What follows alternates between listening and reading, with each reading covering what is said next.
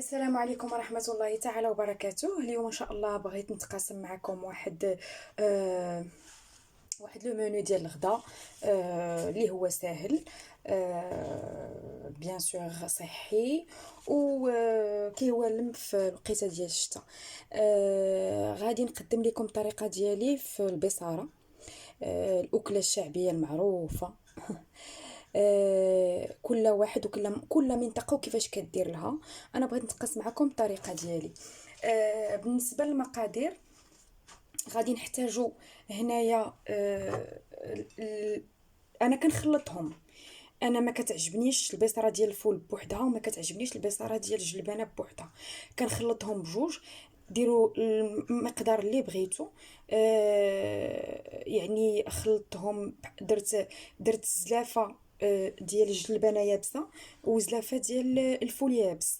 كتشدوهم كترقدوهم مزيان، يعني واحد على الاقل واحد 6 سوايع في الماء، عاد باش كتخدموا بهم. الطريقه، نكمل لكم المقادير. كنحتاج هنايا واحد البصله.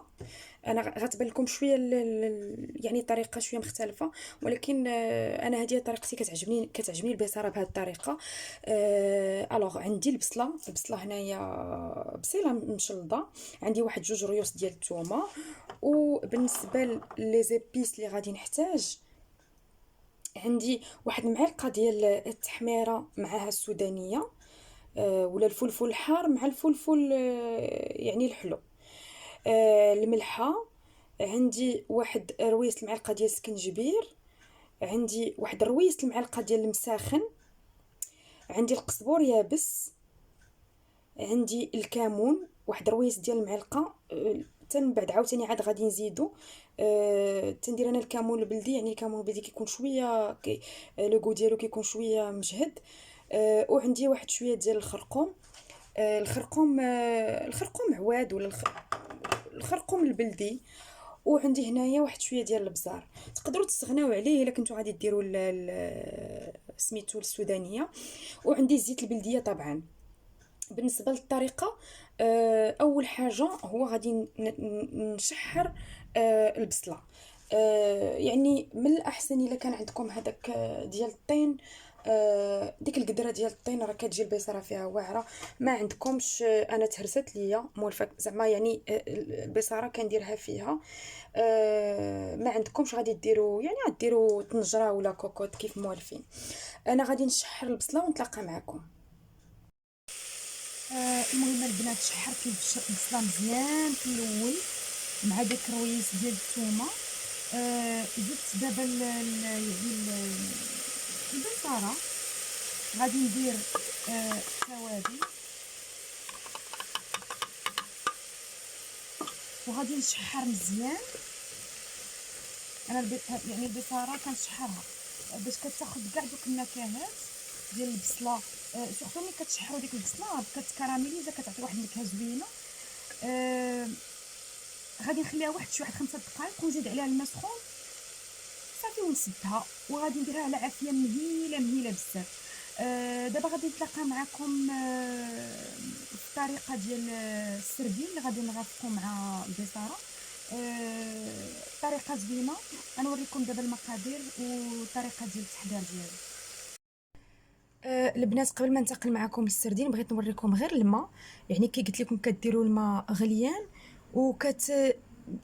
كتفوتوا ديك البصاره يعني بحال هكا، لان هي راه واخا غادي تزيد تشرب لكم الماء. فوق ما بغيتو تزيدوه كتزيدوا الماء سخون. البنات، بالنسبه للسردين اللي غادي نرافقو، غادي يكون عباره عن كفته ديال السردين. غادي تكون مشويه، بغيتو تشويها او لو بغيتو تقليوها يعني في واحد المقله، ماشي تقليوها يعني في الزيت، وانما تشويوها في مقله اللي ما كتلصقش، اولا تدخلوها الفران اللي بغيتو. بالنسبه للطريقه، كنت ديجا تقاسمت معكم واحد الكفته حتى هي ديال السردين بتوابل الكبسه، حتى هي كتجي زوينه بزاف. انا ديما يعني السردين كنحاول نبدل ليه لوغو ديالو، لان كيجيني شويه مجهد ما كنقدرش عليه. دونك دائما كنحاول يعني نخلط اولا نزيد معاه شي مكونات باش كيدرجوا داك لو غو ديالو. اللي ما عندوش مشكل راه يقدر يدير غير ديك التتبيله العاديه المغربيه الشرموله ديالنا العاديه، راه حتى هي كتجي مزيانه. اول حاجه عندي هنايا بصيله، بصيله مشحره، كنشحرها حتى كتكراميليزا. وعندي هنايا فلفله حمراء مشويه، ملي كنشويها كنقيها، كنحاول ما نزيدش فيها الماء باش كيبقى لي داك لو غو ديال الشوا بارز في الكفته. دونك غادي نكب هاد. انا اون ميم طون كنقول لكم المقادير، و اون ميم طون غادي نقول لكم يعني الطريقه. عندي هنايا عفوا عندي القزبور ومعدنوس مخلط. تقدروا ديروا غير المعدنوس الا بغيتوا، تقدروا تخلطوهم بجوج. تقدروا تزيدوا حتى زعتره، راه كتجي زوينه. انا غادي نزيدها غير نسيت ما حطيتهاش، كتعجبني انا زعتره في السردين كتجي زوينه. دونك قزبور ومعدنوس. غادي نحتاج هنايا هنايا عندي كاوكاو مهرمش، يعني باقي شويه بحال كونكاس، يعني باقي طريفات باش نحسوا بدوك الطريفات. كتشدوه كتحمروه، ماشي كتقليوه، كتحمروه وكتهرمشوه. الا ما عندكمش كاوكاو تقدروا ديروا الكركاع، كيجيو حتى هو زوين بزاف. تقدروا ديروا اللوز اللي بغيتو، ولكن الكاوكاو حتى هو كيعطي واحد لو غو زوين بزاف. كي قلت لكم انا ديما كنحاول نبدل لو غو. عندي هنايا واحد المعلقه ديال القزبور يابس. القزبور يابس راه كيجي رائع رائع مع بحال القزبور يابس كيجي مع كلشي، مع الحوت مع الدجاج. واحد المعلقه صغيره. عندي هنايا واحد المعلقه ديال التحميره، عفوا ماشي التحميره، هذا الخرقوم. الخرقوم عواد، كنقولوا له الخرقوم البلدي. عندي سكنجبير حتى هو، واحد شويه ديال السكنجبير. كيف كتلاحظوا هذه راه ما غاديش يكون فيها الكمون، ما بغيتش لو غو ديال السردين يتدرج بالكمون باش ما يجيش فوغ. الكمون كيجيني انا النكهه ديالو كتكون بارزه بزاف. عندي هنايا مكون رائع وجربوه في السردين، راه كيجي زوين زوين زوين بزاف، اللي هي القرفه. عندي واحد المعلقه صغيره. بالنسبه للسردين راه عندي تقريبا هنايا واحد كيلو ما كاملش. يعني ملي كتنقيوه داكشي قولوا تقريبا كيلو، راه ملي كتنقيوه راه كيبقى فيه واحد 600 غرام ولا عادي. الا كنتو غديروا له الكفته راه كتحيدوا منه هذا. دونك هاد المقاييس راه على حساب شحال عندكم. وعندي هنا واحد شويه ديال الملحه، ما تكثروش الملحه لان كيكون السردين اصلا مالح. زيد واحد شويه. غادي ندير واحد العصيره ديال الحامض غير شويه، فوالا. ما غاديش ندير لا زيت لا والو. غادي ندير شويه ديال الزعتره. تقدروا في بلاصه الزعتره تقدروا ديروا شويه ديال الزعتر اولا شويه ديال الازير، راه الازير كيجي زوين.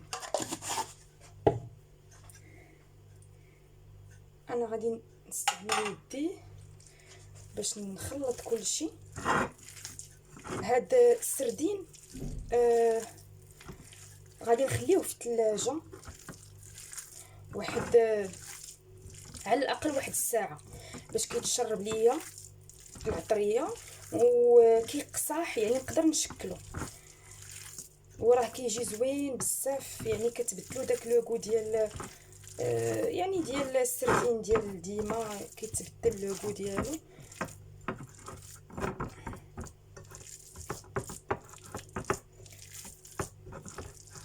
غادي ندخلو دابا للثلاجه.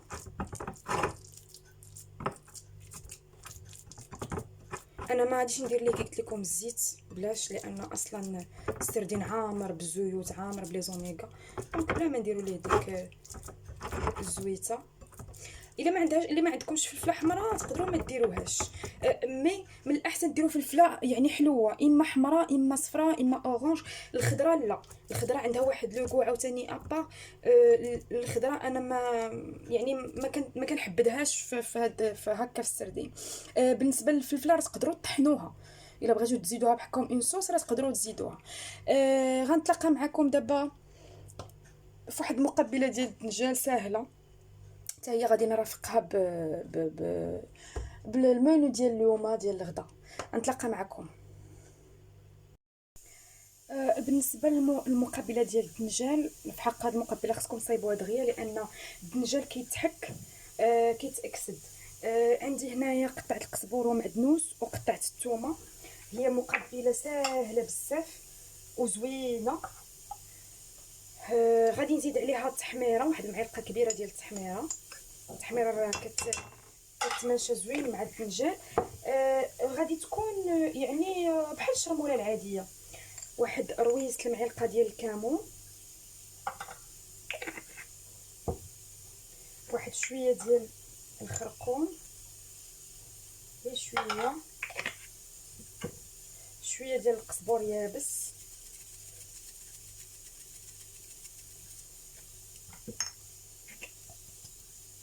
الملحه ديروا لا كونتيتي شحال ما بغيتو ديال الملحه. غادي نحتاج شويه ديال البزار اولا السودانيه اللي بغيتو. فوالا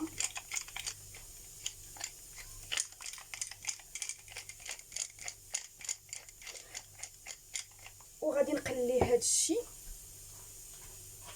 يعني غادي نزيد واحد الزويته بلديه بعدا قبل. فوالا وعندي هنايا الدنجال محكوك، ديروا لا كونتيتي اللي بغيتو، كتحكوه في الحكاكه. دونك تنزيد الدنجال محكوك، عصرت عليه واحد شويه ديال الحامض باش ما يكحالش، ولكن راه غادي نعاود عاوتاني نزيد الحامض. فوالا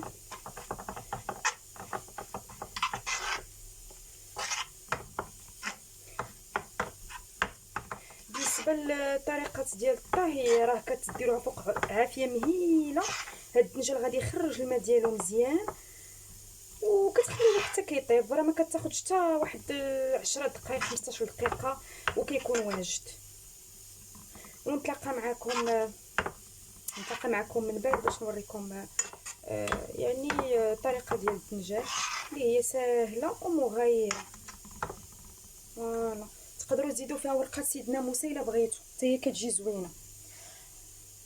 اللي بغى مطيشه يديرها، يعني صوص طوماطي تكون كونسونطري في ميزون، وي حتى هي كتجي زوينه. الا ما كانش غير هكا انا كنتكافى به هكا كيجي زوين، كنخليه يتقلى وفي الاخر كنعصر عليه واحد شويه ديال الحامض. المهم البنات ها نتوما كيف كتشوفوا راه كيطلق الماء ديالو مزيان. حاولوا ديروا غير عافيه مهيله. باقي انا يعني باقي ما طابش، ملي كتحسوا به طاب يعني ملي كديروا بحال هكا كيتبجر. دابا باقي ما طابش، كتسدوا عليه وتخليوه. تقدروا ديروا حتى في كوكوط الا بغيتو. فوالا فوالا البنات، بالنسبه للكفته ديال السردين انا درتها بهذه الطريقه هذه، يعني ديروا الشكل اللي بغيتو. انا غادي نديرها في المقله اللي درت فيها، هذا اللي درت فيها زعلوك. خليت ديك الزويته ديال الزعلوك، ما بغيتش نحيد المقله، عفوا ما بغيتش نحيد المقله كاع. دونك ديك المقيله هي اللي غادي ندير فيها الكفته، وغنخليها حتى تقلى. غنسد عليها، يعني ماشي غنسد عليها، يعني غندير واحد الغطاء من الفوق ونخليها حتى تقلى، ونتلاقى معكم بعد في الشكل النهائي. فوالا البنات، هذا هو الشكل النهائي ديال الاطباق اللي اقترحت عليكم اليوم. شتويه بامتياز، رائعه، ديغو زعما خاصكم تجربوهم. البصاره بالمساخن كتجي رائعه بهذه الطريقه هذه. انا درت فيها شويه ديال ديما البصاره كندير فوق منها شويه ديال البصله.